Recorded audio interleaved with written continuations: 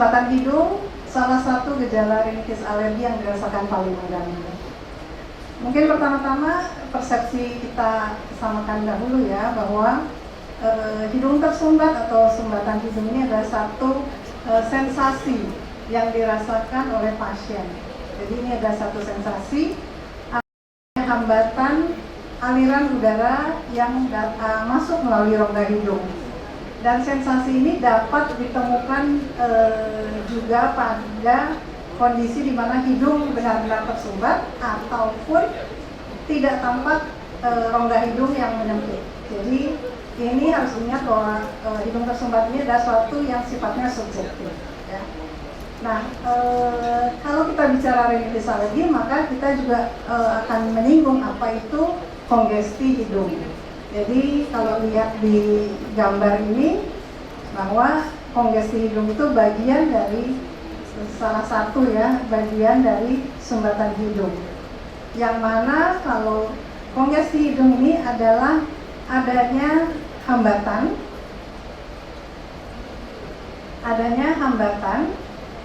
pada aliran udara hidung karena adanya kondisi atau perubahan mukosa, di mana mukosanya edema disertai dengan adanya peningkatan sekresi mukus. Ya.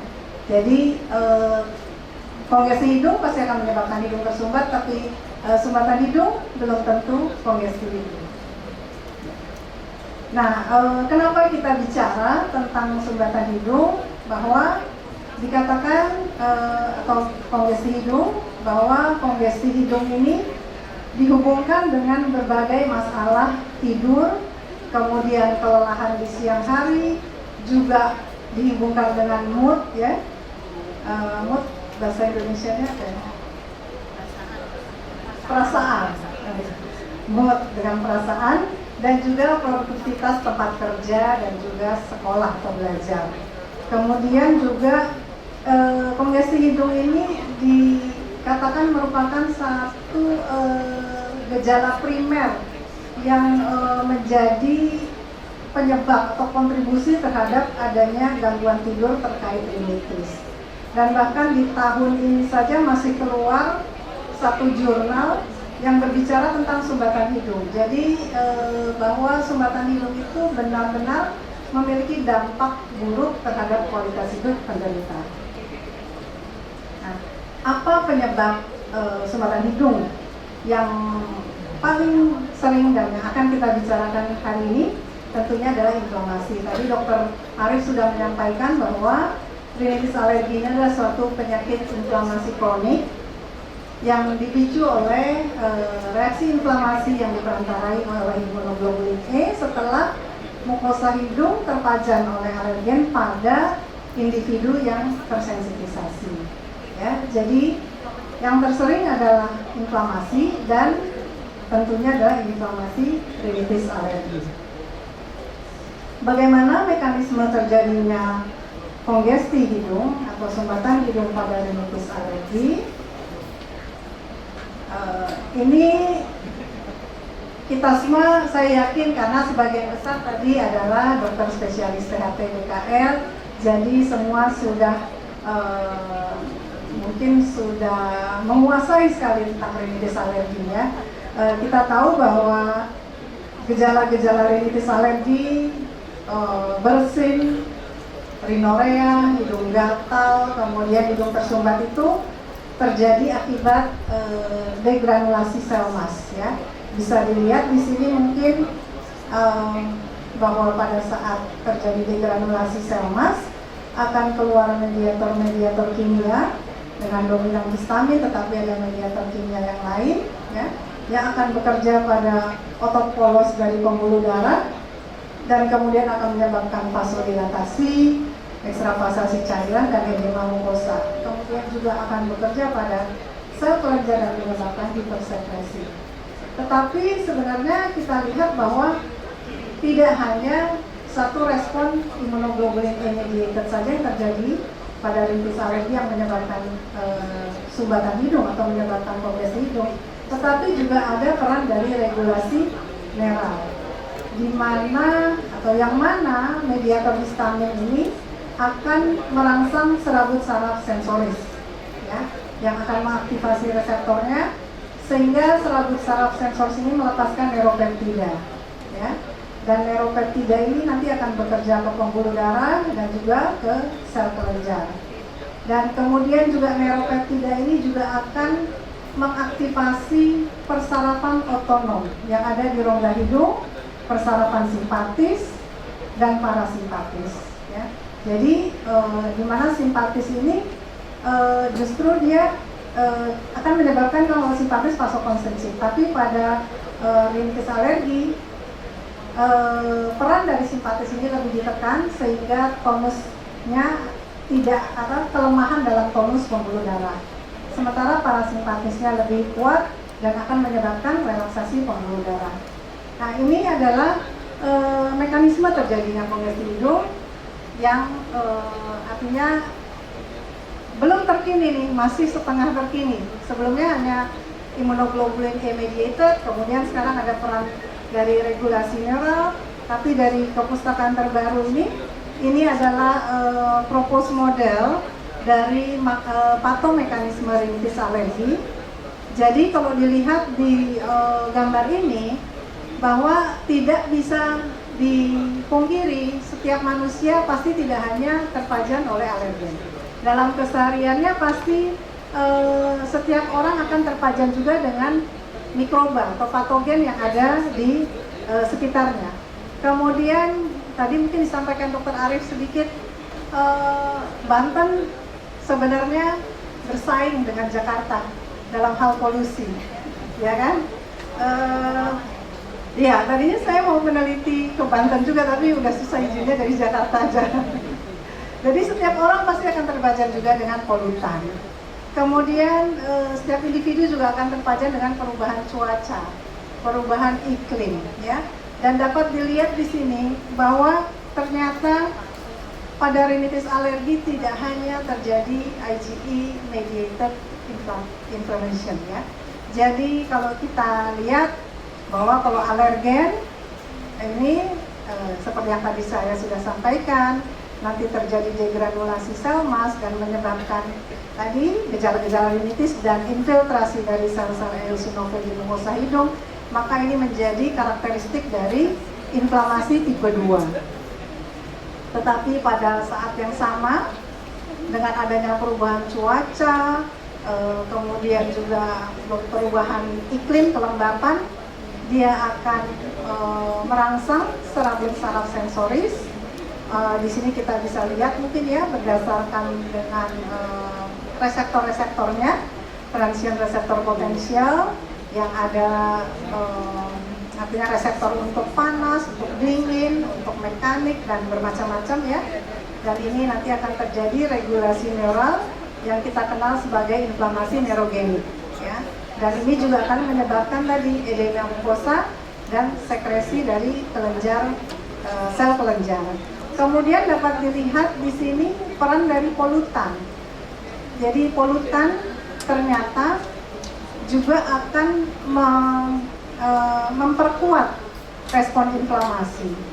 Yaitu polutan dia dapat merusak sel episel, jadi lebih renggang sehingga lebih sensitif terhadap pajanan alergen. Tetapi juga sel epitel ini juga akan mengeluarkan mediator yang akan memodulasi respon imun.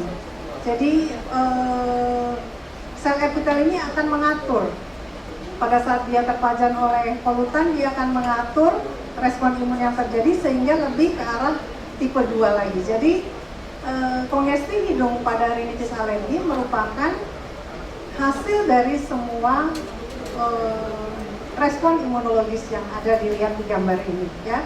Jadi tidak hanya dari inflamasi yang diperantarai oleh immunoglobulin A. Sehingga penting buat kita untuk tahu ya, jadi ini adalah yang paling mengganggu. Jadi seringkali setelah diobati ternyata keluhan hidung tersumbat ini masih saja, padahal misalnya sudah memberikan ya tanda kutip antihistamin. Tapi kan kita tahu tadi di sini bahwa ternyata terjadinya bukan hanya karena tadi IgE mediated respon, jadi bukan karena hanya mediator histamin.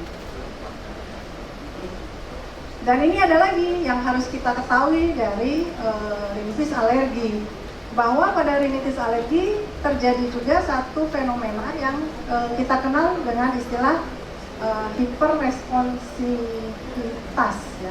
Bahasa Indonesia hiperresponsivitas mukosa hidung atau hiperreaktivitas mukosa hidung, ya.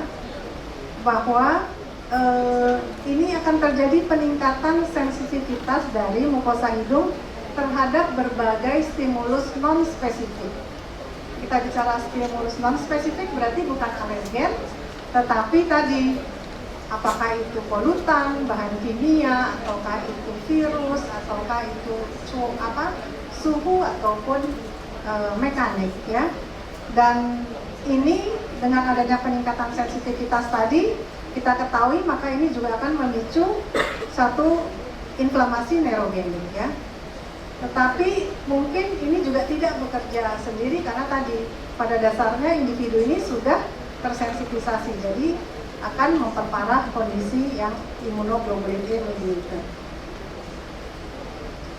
Dan ini data memperlihatkan bahwa 2/3 dari penderita rinitis alergi ternyata memiliki fenomena ini, ya. Dan ini menjadi perhatian penting pada saat Bapak Ibu sekalian memberikan tata laksana pada penderita rinitis alergi.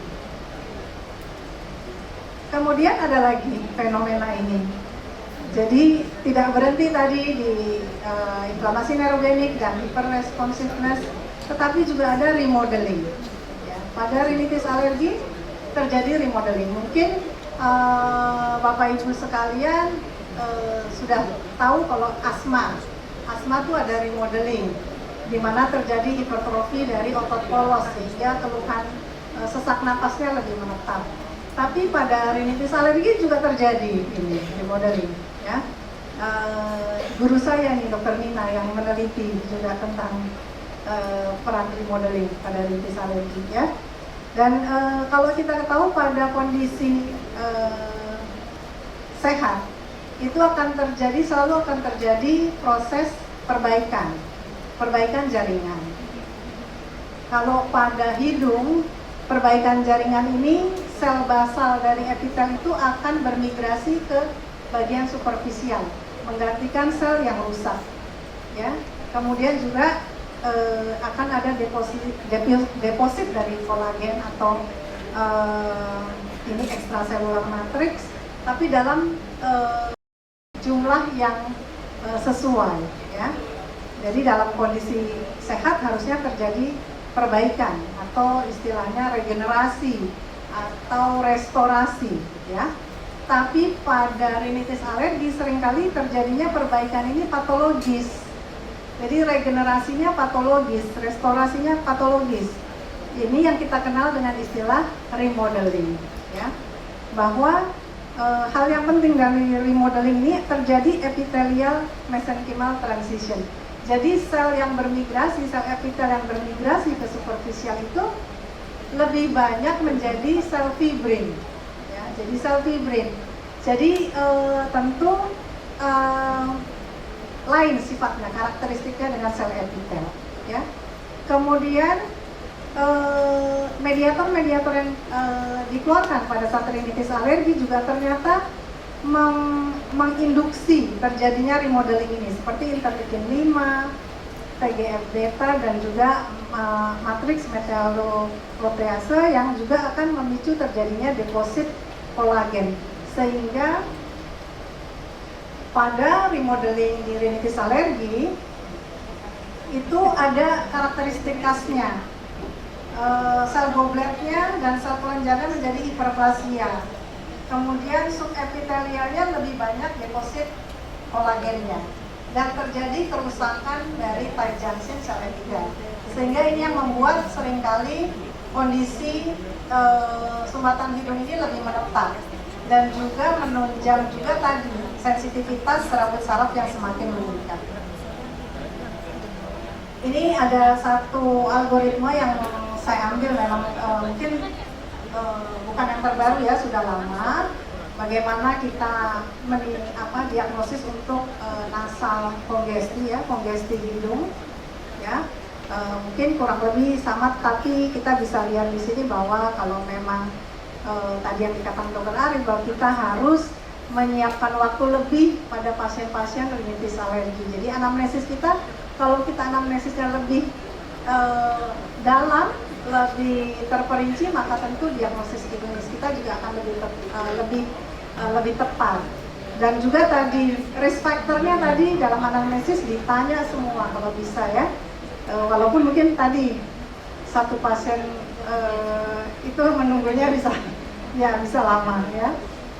Nah, ini mungkin hanya satu juga beberapa tambahan lah ya, bahwa kalau kita ingin menilai sumbatan hidung tadi karena kita tahu ini ada satu sensasi, jadi secara subjektif kita bisa menilai dengan scoring.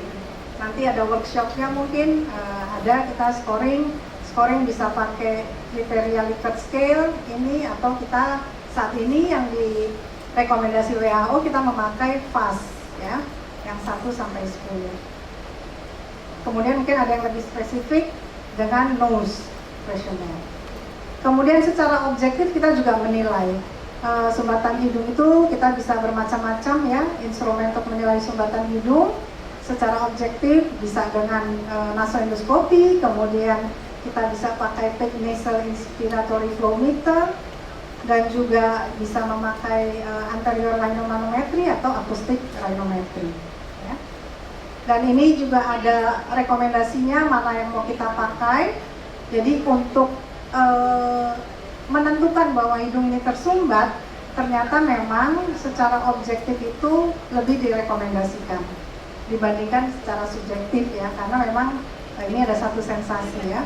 Tetapi untuk follow up pasca terapi, semua modalitas ini baik itu secara subjektif evaluasinya atau objektif evaluasinya itu memiliki rekomendasi yang kuat untuk digunakan.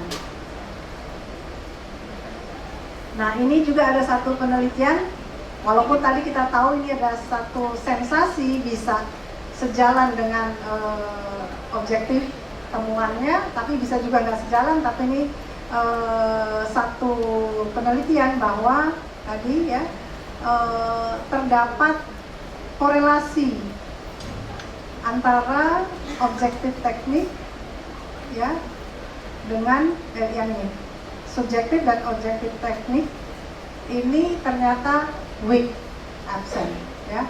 Tapi kalau objektif tekniknya itu moderate to strong ya.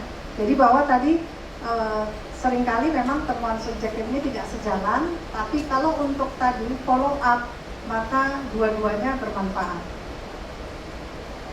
Dan sebagai simpulan bahwa sumbatan hidung, terutama kongesi hidung pada rinitis alergi merupakan hasil dari suatu proses atau suatu networking yang luas ya.